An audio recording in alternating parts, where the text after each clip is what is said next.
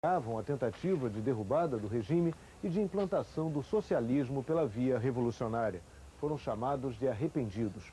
Uma dessas sessões públicas de arrependimento foi registrada num filme encontrado por pesquisadores do Arquivo Nacional.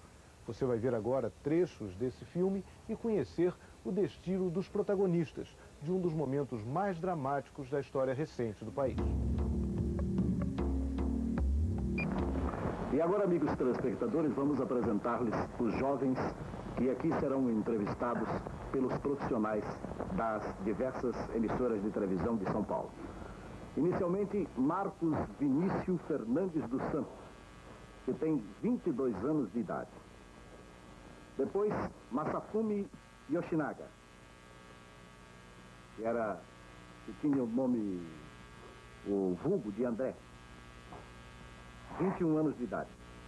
E, finalmente, Rômulo Augusto Romeiro Fontes, de 23 anos de idade. Este filme de 16mm esteve e ficou no Palácio do Planalto durante muito tempo. Durante o período do presidente Sarney, eu estive lá no Palácio do Planalto e observei que havia um armário repleto de películas cinematográficas, latas de filmes. E na listagem nós observamos que havia uma anotação de um filme com o título atribuído de Terroristas.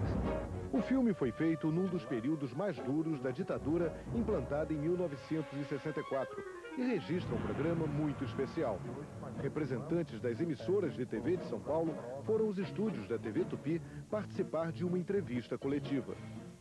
Era um programa de televisão onde havia diversos entrevistadores e 3 jovens dando uma entrevista e renegando a causa esquerdista, a luta armada. O meu abandono do terrorismo se deu exatamente por ter refletido sobre todos esses processos de pensamento mantidos a partir de 66, quando abracei ideias de esquerda, e essa reflexão é que me levou a abandonar o terrorismo. Isso é fruto de uma reflexão que nos conduziu a uma posição política, mas que hoje nós afirmamos e colocamos à prova quem quer que seja. Rômulo, diga uma coisa, você mesmo declarou, vocês declararam, de que o terror no Brasil vem enfraquecendo de dia para dia. A que se pode atribuir a ação dos nossos organismos de segurança ou ao desencanto dos jovens que ingressaram no terror?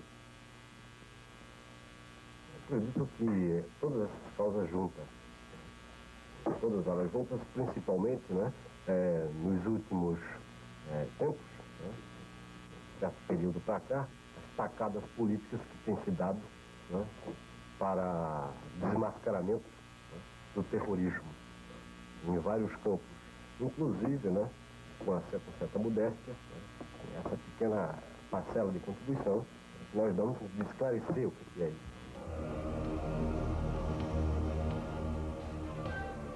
Naquele início dos anos 70, a repressão baseada na tortura apertava o cerco contra a guerrilha. O governo do general Emílio Garrastazu Médici dizimava as organizações armadas. Que fim levaram esses jovens que passaram a ser odiados pelos grupos de esquerda? Jovens que antes tentaram derrubar a ditadura e implantar o socialismo no Brasil.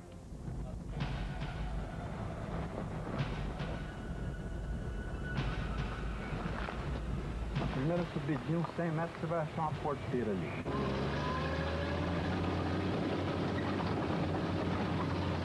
Não eram do mesmo tempo, andava bonitinho.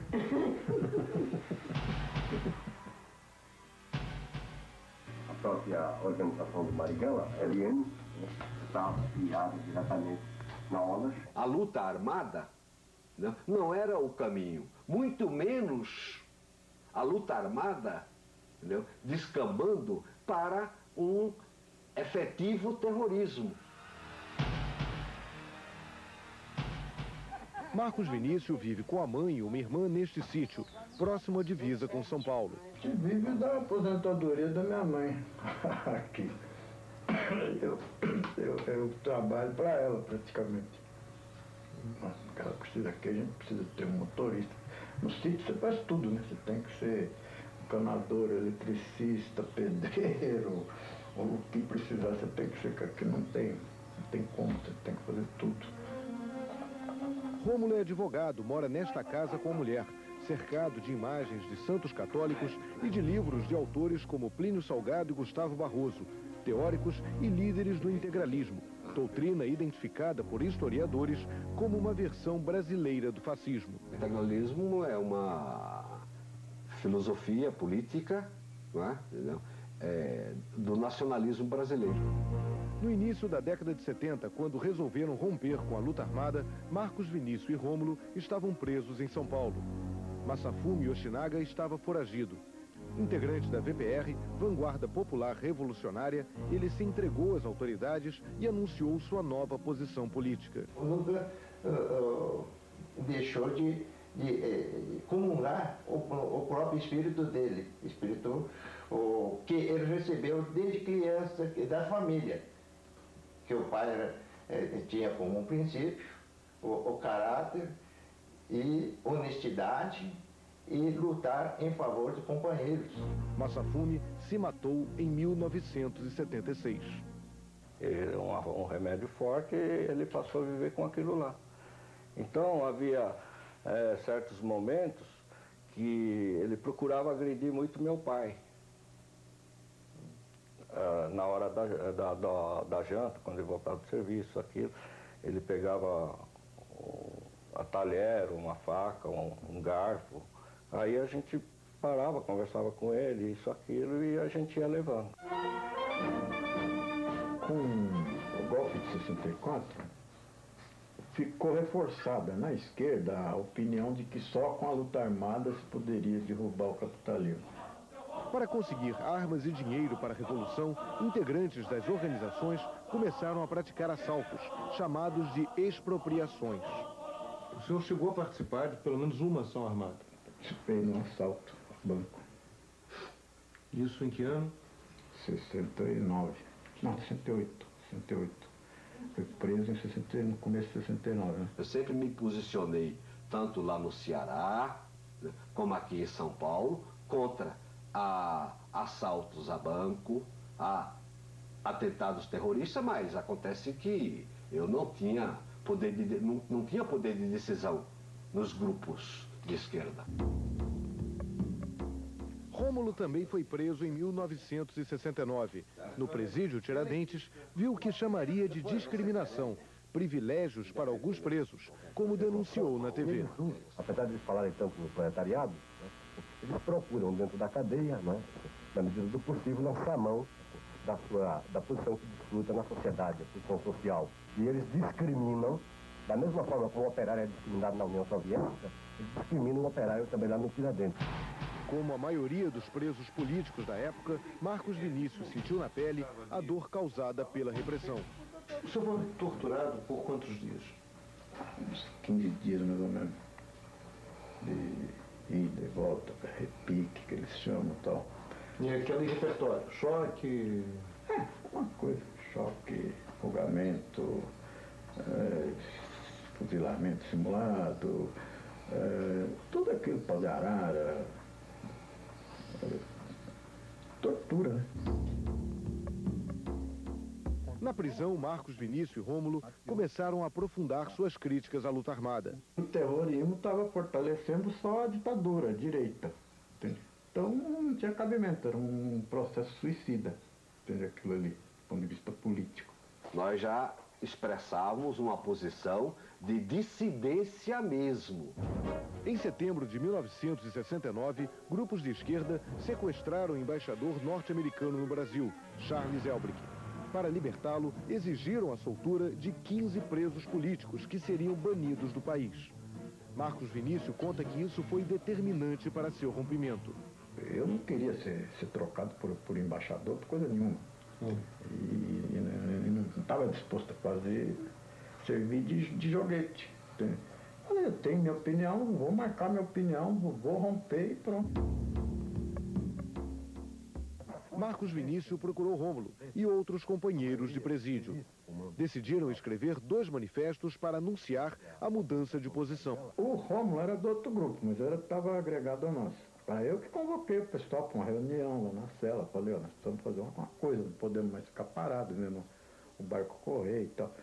E nos reunimos, acertamos. Falei, olha, eu quero fazer uma campanha na imprensa contra isso.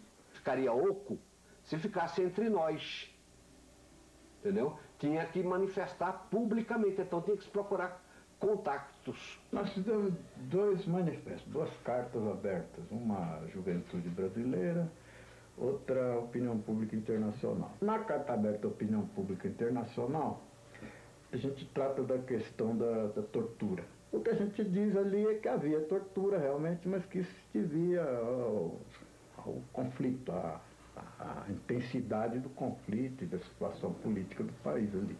Entendeu? Que o problema era esse, que não ia se resolver com pressão internacional, que a coisa tinha que ser resolvida aqui mesmo e tal. Eu acho que ingressei, por exemplo, consciente do que eu estava fazendo, no que eu entendia por ser consciência, etc. Participei, atuei e tudo mais. Mas, agora, é evidente que eu me apercebo de que a minha atuação e a atuação de todo esse pessoal corresponde a outros interesses que não aqueles que são propalados. Celso Lungaretti também estava preso em 1970. Eu estava 2 meses e meio preso, sempre incomunicável, sempre sujeito à tortura. Houve uma fase muito forte, muito terrível. Ele também iria à TV renegar a luta armada. Mas, ao contrário de Marcos, Rômulo e Massafumi, diz que foi obrigado a tomar aquela atitude. Segundo ele, que estava preso num quartel do Exército no Rio, um oficial o ameaçou e o obrigou a repetir o gesto dos outros ex-guerrilheiros. Ele disse, faça como Massafumi. À tarde, eles me chamam, levam lá para um corredor, tem uma mesa, né, dão uma folha de almaço, aí fala, escreve aí com algo, senão a gente vai te matar hoje, vamos te botar na tortura e vamos te matar. Uma madrugada, os caras mandam lá, bate lá, me acordam lá pelas 2 da madrugada, mandam botar a roupa e falam que iam me matar. Aí fomos lá na viatura do Exército e tal. Aí no meio do caminho eles falam, olha, você vai na TV, você tem que dizer tudo que você disse, senão dessa vez te mata mesmo. Então você vai lá repetir, fala a mesma coisa que está na carta. Quem viu disse que o que impressionava é que eu estava que nem um morto-vivo. Marcos Vinícius e Rômulo negam que tenha havido qualquer pressão dos militares, ou mesmo uma negociação, uma barganha que envolvesse arrependimento público e algum tipo de compensação. Não, não, de jeito nenhum. Proibimos os advogados de usar aquilo na nossa defesa. Isso está explícito no manifesto que nós fizemos. Mesmo assim, eles acabaram recebendo do regime uma espécie de crédito. Massafumi, quando ele se entregou, a própria auditoria militar resolveu relaxar a prisão preventiva dele. Por iniciativa deles, não dá acordo nenhum também. O general comandante do 2º Exército, o Canavarro, isso 7 meses depois, mais ou menos, do manifesto que nós lançamos. Esse general assumiu a defesa nossa. Se autonomeou nosso advogado, o general, e solicitou o relaxamento da prisão preventiva. No programa, eles não pouparam organizações e lideranças de esquerda. O comando da subversão da América Latina tem um comando único. Bem, nesse sentido, o que nós podemos responder é o seguinte. Formalmente, hoje, o denominado terror, que se chama aí terror, essas ações guerrilheiristas, né, elas seguiam a partir de um chamado comando que tem sua sede em Cuba. Esse comando é a OLAS. A OLAS, Organização Latino-Americana de Solidariedade, foi criada em Cuba em 1967 para apoiar iniciativas revolucionárias nas Américas. E dá uma virtude e um defeito de Lamarca. Capitão do Exército, Carlos Lamarca desertou para se integrar à luta armada. Seria morto em 1971 no interior da Bahia. Massafumi chegou a auxiliar Lamarca na criação de um campo de treinamento para guerrilha, no Vale da Ribeira, em São Paulo. Assim como eu recente